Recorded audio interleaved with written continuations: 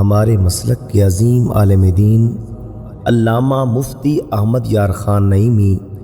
رحمۃ اللہ تعالی علیہ نے اپنی تفسیر میں لکھا ہے کہ رب العالمین نے صدیق اکبر رضی اللہ تعالی عنہ کی یاد کو تازہ رکھنے کے لیے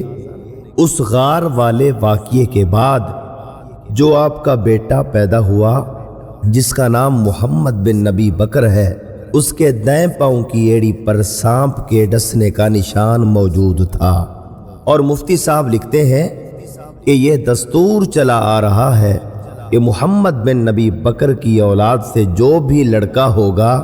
اس کے دائیں پاؤں کی ایڑی پر سانپ کے ڈسنے کا نشان ہوگا، اور اگر محمد بن نبی بکر کی اولاد سے کوئی لڑکی ہوگی تو اس کے بائیں پاؤں پر سانپ کے ڈسنے کا نشان ہوگا۔ اگر کوئی ایسا خوش بخت ہے کہ جس کی ماں بھی محمد بن ابی بکر کی اولاد سے ہے اور باپ بھی محمد بن نبی بکر کی اولاد سے ہے، تو اس کے دونوں پاؤں پر سانپ کے ڈسنے کا نشان موجود ہوگا۔ اور مفتی صاحب فرماتے ہیں